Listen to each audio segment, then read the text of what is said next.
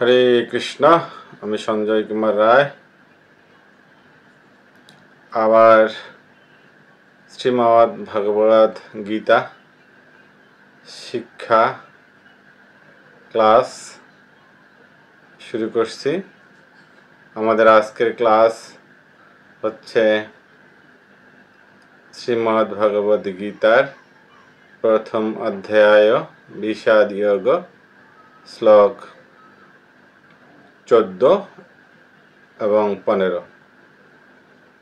তা আমরা শ্লোক পাঠের পূর্বে, গীতা পাঠের পূর্বেই আমরা অবশ্যই মঙ্গলাচরণ করব। মঙ্গলাচরণ ছাড়া গীতা পাঠ করাটা ঠিক নয়। এখন আমরা মঙ্গলাচরণ করব। ওম অজ্ঞানতিমিরন্ধস্য জ্ঞানাঞ্জনশলাকয়া চক্ষুরুন্মিলিतं येन তস্मै শ্রীগুরবে নমঃ। শ্রীচৈতন্যমনঃভীষ্টং स्थापितं येन भूतले स्वयं रूप कदा मह्यं ददाति स्वपदान्तिकम्। वन्देऽहं श्रीगुरून् वैष्णवांश्च श्रीरूपं साग्रजातं सहगण रघुनाथान्वितं तं सजीवं साद्वैतं सावधूतं परिजनसहितं कृष्णचैतन्यदेवं श्रीराधाकृष्णपादान् सहगण ललिता श्रीविशाखान्वितं च नमामि विष्णुपादाय कृष्णप्रेष्ठाय भूतले। जय श्रीमते जय पताका शमिनेति नामिने नम आचार्यपादाय निताय कृपा प्रदायिने गौरकथा धामोदय नगरग्रामतारिणे नमामि विष्णुपादाय कृष्णप्रेष्ठाय भूतले श्रीमते भक्तिवेदान्त स्वामिनेति नामिने नमस्ते सरस्वती देवे गौरवाणी प्रचारिणे निर्विशेष शून्यवादी पाश्चात्यदेशतारिणे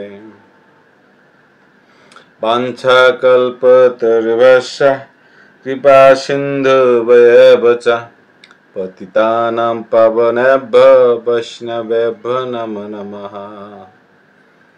पञ्चतत्त्वात्मकं कृष्णं भक्तिरूपस्वरूपकं भक्तावतारं भक्ताख्यं नमामि भक्तिशक्तिकम्। नमो महावदानाय कृष्णप्रेमप्रदायते कृष्णाय कृष्णचैतन्यनाम्ने गौरतीशे नमः। नीलाचलनिवासाय नित्याय परमात्मने बलभद्रे सुभद्रभां जगन्नाथाय नमः। हे कृष्ण करुणा सिन्धु दीनबन्धु जगत्पथे गोपेश गोपिकान्त राधाकान्त नमोस्तुते। तप्त कांचन गौरांगी राधे वृंदावनेश्वरी विश्वभानुसुते देवी प्रणमामि हरिप्रिये। जय श्री कृष्ण चैतन्य प्रभु नित्यानंद श्री अद्वैत गदाधर श्रीवासदि श्री गौरभक्तवृंद। हरे कृष्ण कृष्ण कृष्ण हरे हरे हरे राम राम राम हरे हरे।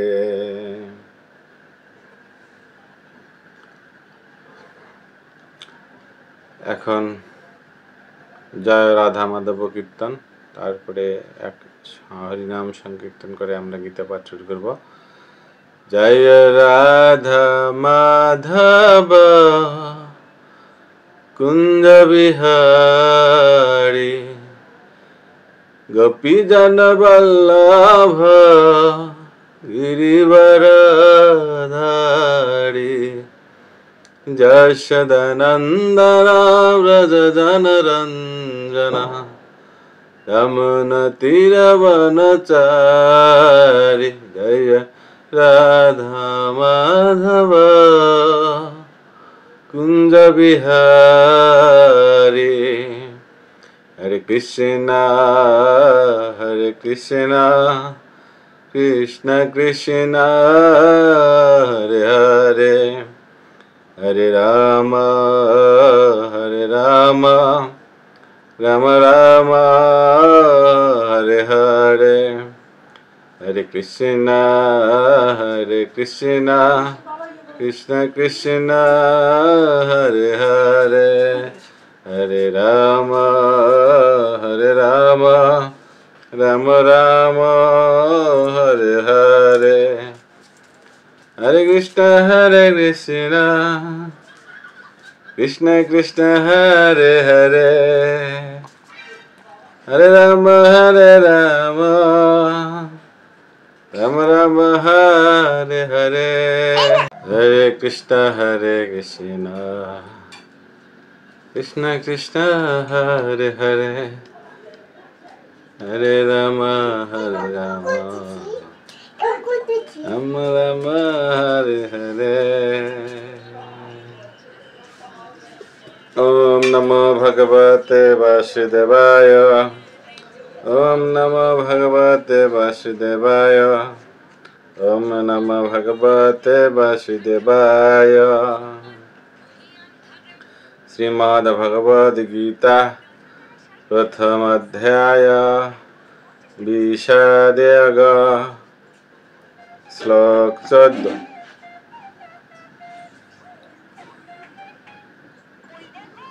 তত শ্বেতয়ুক্তে মহতি সন্দনে স্থিতৌ মাধব পাণ্ডব চায়ব দিব্যৌ শঙ্খৌ প্রদমুতো। আবার পড়ছি আমি। তত শ্বেতয়ুক্তে মহতি সন্দনে স্থিতৌ মাধব পাণ্ডব চায়ব দিব্যৌ শঙ্খৌ প্রদমুতু। তত তখন, শ্বেতই মানে শ্বেত, হয় মানে অশ্বগণ, যুক্তে যুক্ত হয়ে, মহতি মহান, সন্দনে রথ, স্থিত মানে অবস্থিত হয়ে, মাধব শ্রীকৃষ্ণ, লক্ষ্মীদের শ্রীকৃষ্ণ বা লক্ষ্মীরপতি বা নারায়ণ যাই বলেন না কেন, পরমেশ্বর ভগবান যে নামেই বলেন সেই নামেই হবে। পাণ্ডব অর্থাৎ অর্জুন, পাণ্ডুর পুত্র, চ ও এব অবশ্যই, দিব্যই মানে অপ্রাকৃত, যেগুলো প্রাকৃত নয় সেগুলো হচ্ছে দিব্য বা যেগুলোকে অপ্রাকৃত বলা হয়। শঙ্খগুলি প্রদম্মুত মানে বাজালেন। অনুবাদ, অন্যদিকে শ্বেত অশ্বযুক্ত এক দিব্য রথে স্থিত শ্রীকৃষ্ণ ও অর্জুন উভয় তাদের দিব্য শঙ্খ বাজালেন। শ্রীল প্রভুপাদ কর্তৃক তাৎপর্য।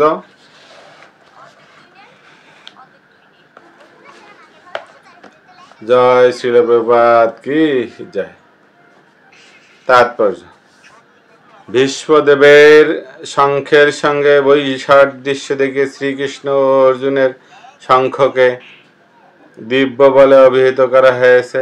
এই দিব্য শঙ্খধ্বনি ঘোষণা করল যে কুরুপক্ষের যুদ্ধ জয়ের কোনো আশাই নেই, কারণ ভগবান শ্রীকৃষ্ণ পাণ্ডব পক্ষে যোগদান করেছেন।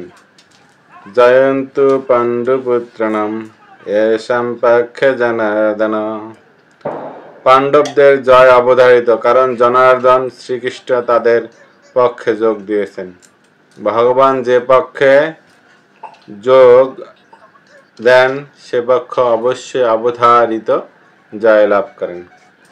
সৌভাগ্য লক্ষ্মীও সেই পক্ষেই থাকেন, কারণ সৌভাগ্য লক্ষ্মী সর্বদাই তার পতির অনুগামী। তাই বিষ্ণু বা শ্রীকৃষ্ণের দিব্য শঙ্খধ্বনির মাধ্যমে ঘোষিত হলো যে অর্জুনের জন্য বিজয় ও সৌভাগ্য প্রতীক্ষা করছে।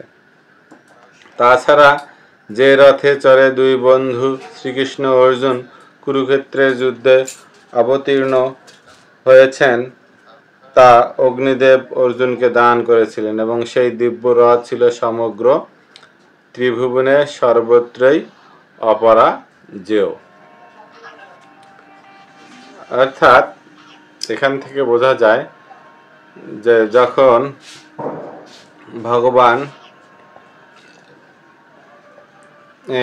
ভগবানের কাছে অর্জুন এবং দুর্যোধন দুজনেই গিয়েছিলেন, এবং সেখানে ভগবান কথা দিয়েছিলেন যে তিনি এই যুদ্ধে কোনো ধরনের অস্ত্র ধারণ করবেন না।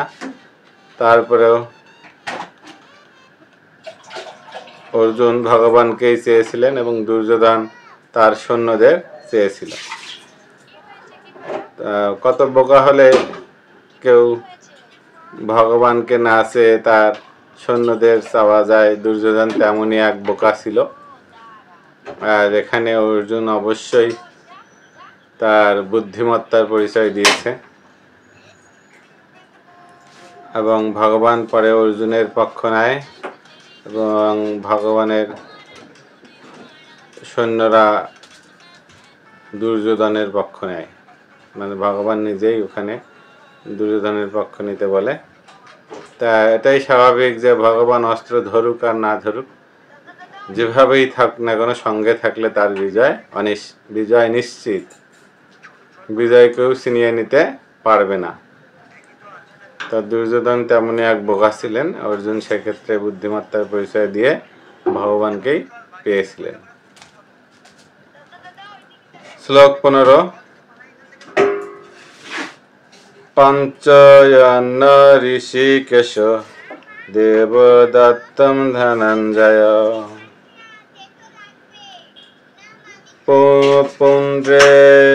পুণ্ড্রম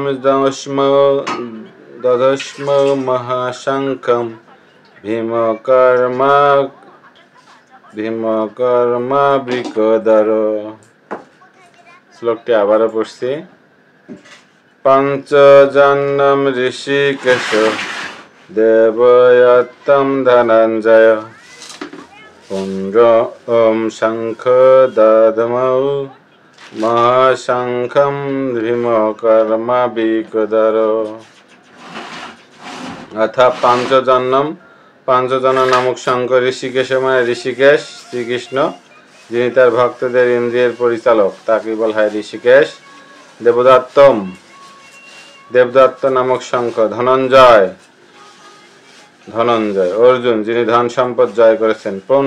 পৌণ্ড্র নামক শঙ্খ। দধমৌ মানে বাজালেন। মহাশঙ্খ ভয়ঙ্কর শঙ্খ। ভীমকর্মা প্রচন্ড কর্ম সম্পাদনকারী। বৃকোদর বিপুল ভোজন প্রিয়, মানে ভীমকে বোঝানো হয়েছে বৃকোদর। অনুবাদ: তখন শ্রীকৃষ্ণ পঞ্চজন্য নামক তার শঙ্খ বাজালেন, অর্জুন বাজালেন তার দেবদত্ত নামক শঙ্খ, এবং বিপুল ভোজন প্রিয় ভীমকর্মা ভীমসেন বাজালেন পৌণ্ড্র নামক তার ভয়ঙ্কর শঙ্খ। শিল প্রভুপাদ কর্তৃক তাৎপর্য: শ্রীকৃষ্ণের এই শ্লোকে ঋষিকেশ বলা হয়েছে যেহেতু তিনি হচ্ছেন সমস্ত ঋষিক বা ইন্দ্রিয়ের ঈশ্বর। জীবরা হচ্ছে তার অবিচ্ছেদ্য অংশ, তাই জীবদের ইন্দ্রিয়গুলিও হচ্ছে তার ইন্দ্রিয় সমূহের অবিচ্ছেদ্য অংশ।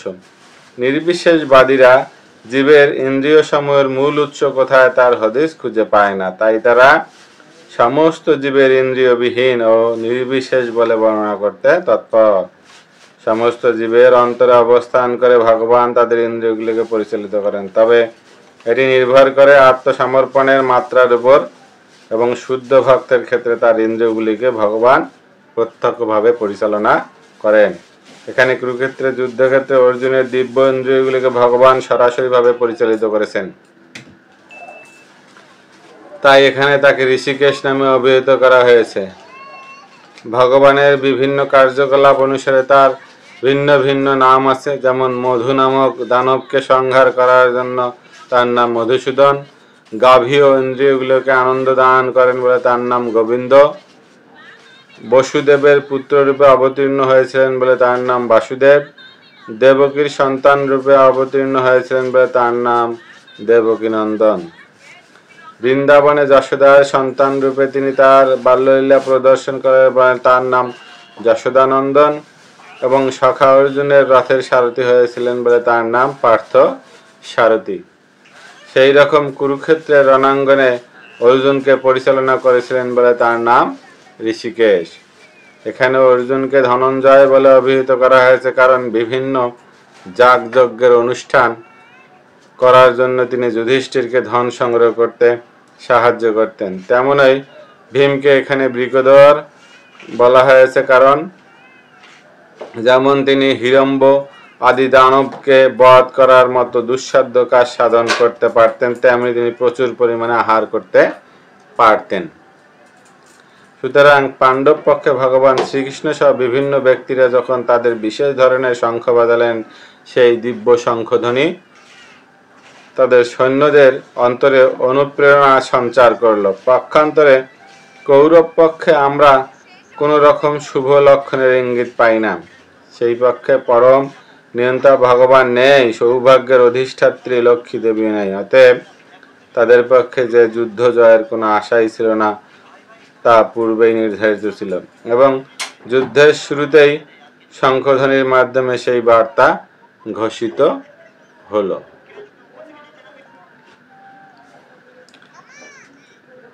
এই দুই শ্লোক থেকে এটাই বোঝা যায় যে ভগবান হচ্ছেন সব কিছুর উৎস, এবং ভগবান যদি পাশে থাকে তাহলে তার আর হারানোর কিছু নেই।